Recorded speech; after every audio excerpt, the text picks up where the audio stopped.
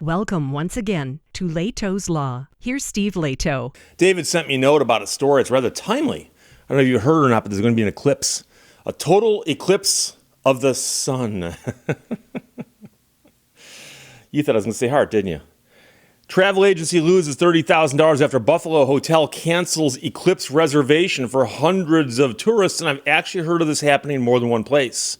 Sarah Minkowitz wrote this for WIVB, a travel agency, bringing more than 200 people to Buffalo for the eclipse.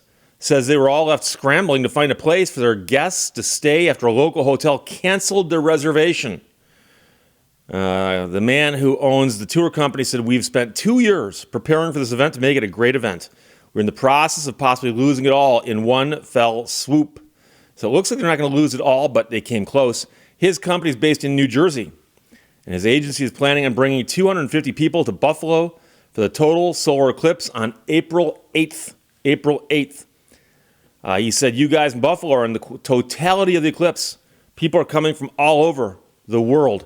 To prepare for the trip, he'd set up arrangements for the travelers to stay at several local hotels. Several. He signed a contract with 2 different hotels to reserve more than 100 rooms. In January, as the date of the eclipse neared, because keep in mind he's been working on this for some time now, his team emailed back and forth with the hotel management to go over logistics, including breakfast accommodations. Everything seemed squared away. Then a month ago, he found out the reservations were all canceled. He said he was told over the phone by a hotel staff member that, and this is a quote, "We're canceling your contracts, and there's no ifs, ands, or buts." He said he's given no explanation for the canceling. After working with another company and the local visitor bureau, they were able to secure hotel rooms elsewhere, but at a higher rate. And that is what's going on here, by the way. We'll get there. We end up finding space to cover the 3 groups, but of course we're now paying $150 to $200 a room, where my company is going to take the hit on because I can't pass it on to my clients. So he'd already done the math on this as to what he could sell this package for, and he'd built in the other hotel costs, which are now canceled, and they were cheaper than this. So he said he's losing about $30,000 because of this and is looking into his legal options, of which he has one really good one called breach of contract. It's just bad business. It's sad. Now we have to go through hiring an attorney and fighting them out to at least recoup the losses. At this point, we're taking the hit, and I guess we're going to end up, in court. And that's the end of the story. And so I'd heard this happening someplace else, and of course the eclipse, as it happens, actually goes across, and if you look at the maps, it kind of goes across the United States, and there's some places that are better than others to view it. I guess in Michigan, it's not going to be a total eclipse, except down in the very, very bottom, I think, right-hand corner of the state, down here. But I've heard of other hotels doing cancellations like this. And here's the thing. 2 years ago, this eclipse was not on anybody's figurative radar. As far as I know, I had not heard about this till recently, except it was on the radar of those people who are really into these kinds of things. So somebody in the travel industry figured this out, said, "Hey, wait a second. Strangely, I'll be able to make money booking trips to Buffalo in April, so long as they do it that year where they're doing the eclipse." I heard you guys are doing an eclipse here. And so then the guy contacts a couple hotels, books out the blocks of rooms, which they're happy to do. And I assure you that the people at the hotel never realized, oh, wait, this guy's booking for the second week of April of next year because of an eclipse. And because of the eclipse, there actually would be a premium on rooms that particular weekend. Wait a second. And so they most likely said, instead of selling them to this guy at our typical rate, we can sell them to other people at a higher rate. So let's cancel the contract with this guy and then just sell them at the higher rate. And this is such a common problem in contract law. It goes back hundreds of years. And if you were allowed to cancel a contract simply because you could make more money by breaking it, contracts would become meaningless. Guess what the number one reason is that people break contracts? They think they can make more money someplace else. And so there is a concept in the common law and it goes back hundreds of years, probably more than that, probably goes back 1,000 years, that if you and I enter into a binding contract, especially for the sale of something, like let's suppose that I sell widgets. I sell widgets. And widgets have a market price that fluctuates. Sometimes of the year, they're not worth so much. Sometimes they're worth a lot. If the widget crop fails, those who have them can name their own price.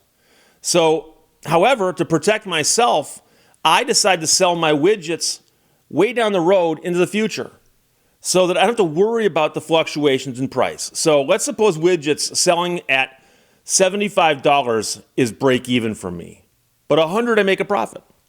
$125 I make really good money, but people won't pay that unless times are tough.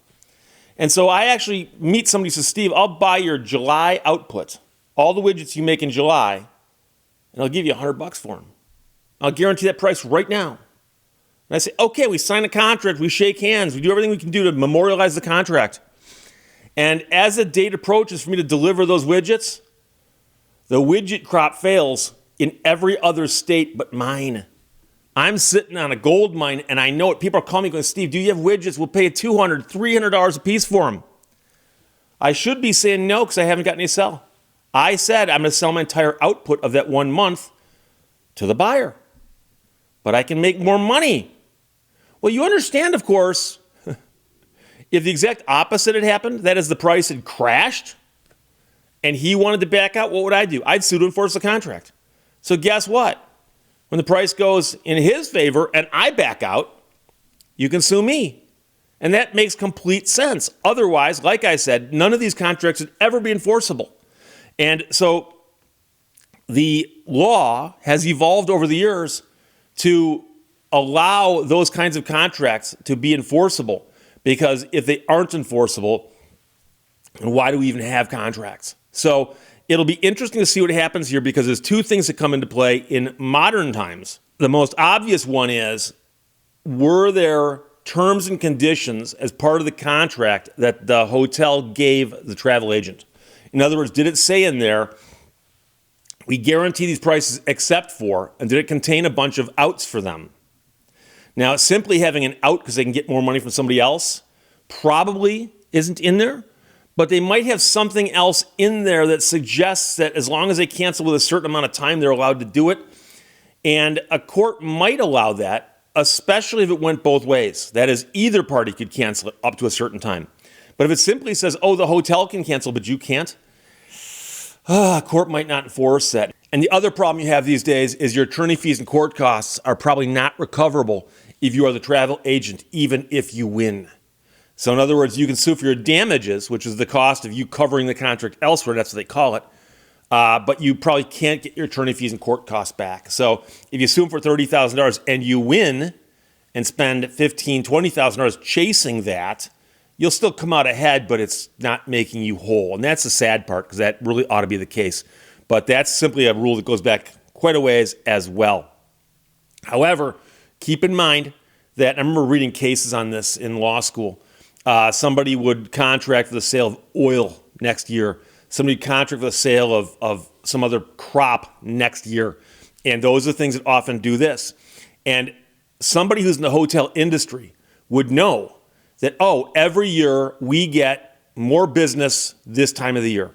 Think spring break, Miami, right? Or think, Northern Lights in the Upper Peninsula of Michigan. I mean, there are certain things that people go to see certain times of the year. And fall color tours, that kind of thing. And so the people in the hospitality business know which dates and seasons are hot. And so chances are, a couple of years ago, not a lot of people were thinking, boy, April 8th, 2024, hotel rooms will be a hot ticket in Buffalo. Why? What's happening in Buffalo? An eclipse, apparently. So we'll see what happens. I feel sorry for the guy. I'm glad he got it covered because otherwise he would have gotten sued by 250 people, because he contracted to help these people. And that's the other strange thing. I think courts should, and they often do, pay more attention to a contract that is tied to other contracts.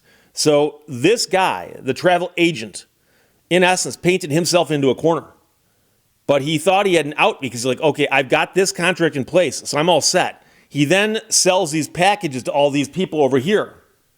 And if that contract goes bad, it screws up his contracts with all these people.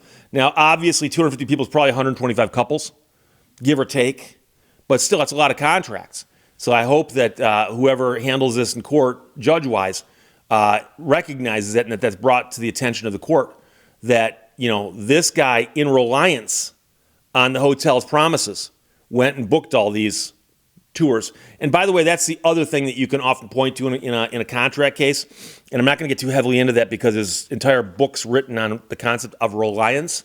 But if I come to you and I say, hey, will you do this for me, or will you sell this for me, or will you, and I ask you to do something, and you agree to do it, and we enter into a contract, whatever the legally binding requirements are in your state, okay, that can hinge on how much the contract is for and so on. And if you say, yes, I will do that, and then I go and act to my detriment in reliance upon your promise to fulfill the contract, if you then breach the contract, I can come into court and say, Your Honor, it's breach of contract. And the judge says, well, it's your word against his. It's like, no, look what I went and did based on that promise, which was reasonable, by the way. So I had signed contracts with these hotels, and they said, we will rent you this many rooms for these prices. And based upon that promise, I put together these packages and I sold them to 250 people. And then they call me up 2 weeks before, 3 weeks before, and they go, oh, by the way, we can't do the hotel thing anymore. Your reservations are all gone. No ifs, ands, or buts. A judge could look at that and go, okay, we're to talk about how enforceable that contract is, the fact that this guy relied upon it. Again, however, I have not seen the written version of these contracts, and the question is, are there any claims and conditions and ways out buried in the fine print? And we'll have to wait and see. But David, thanks for sending it. That's from WIVB. Sarah Minkowitz wrote it. Travel agency loses $30,000 after Buffalo hotel cancels Eclipse reservation for hundreds of tourists. Questions, comments, put them below. Let's talk to you later. Bye-bye. Thank you for watching Lehto's Law. It is not the man who has too little, but the man who craves more that is poor.